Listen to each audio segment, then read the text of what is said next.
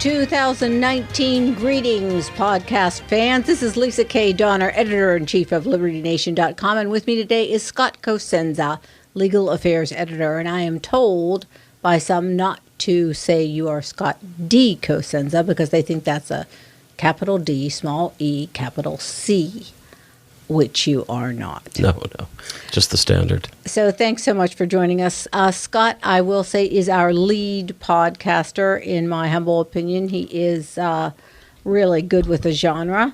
But today we have a full slate for you. First of all, we have Elizabeth Warren, 69 years old, senator, Democrat from Massachusetts.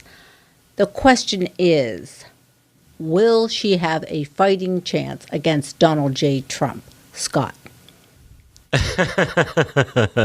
Who knows? She seems to be the anti-candidate with stumbling all over the multiple introductions that she keeps trying to make to the American people. So that seems unlikely. But whoever will the Democrats choose, they will have the support of the entire legacy media behind them.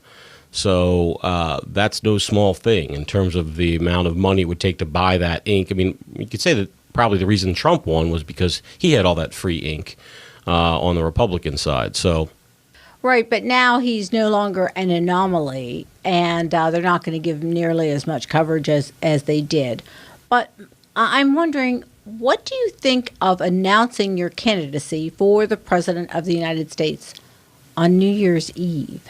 Yeah, it seems like a ridiculous thing to do. So for people who don't know, Elizabeth Warren live streamed on, was it Facebook or Instagram, her exploratory committee announcement on New Year's Eve in an awkward kind of attempt at hominess, I would say, where she got herself a beer and said, hold on a minute, I'm gonna get me a beer, for instance. Are you kidding? You didn't know. Yes. Get me a beer? I'm going to get me a beer. Yeah. She also referred to her father as daddy, and some other things that seemed pretty contrived. So, yeah, it's seemed like an off step, certainly, laughable, especially in light of the DNA Indian testing. You'd think that these things would be more circumspect in terms of their announcement times, but yeah, more importantly than all of that is the ruinous policies that she would have implemented if she were actually elected president of the United States. All right, let's talk about a few of them. She is pretty much a progressive.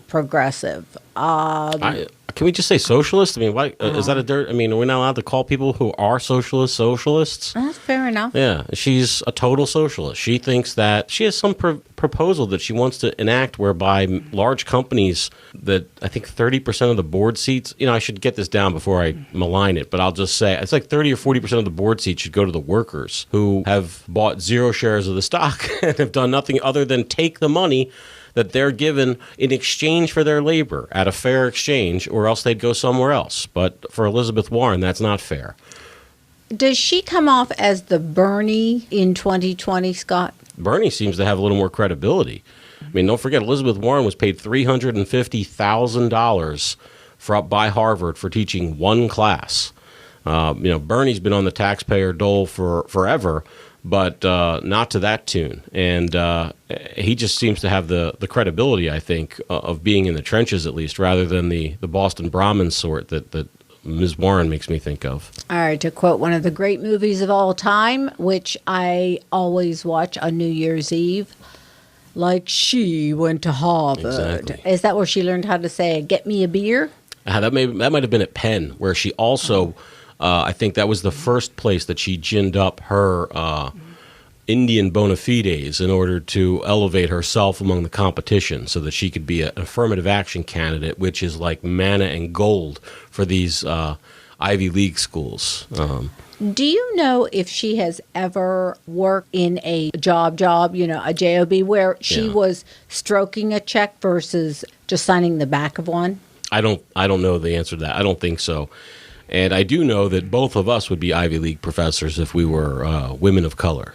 All right. Or I guess that still counts for the Indians. Yeah, power women of the 21st century.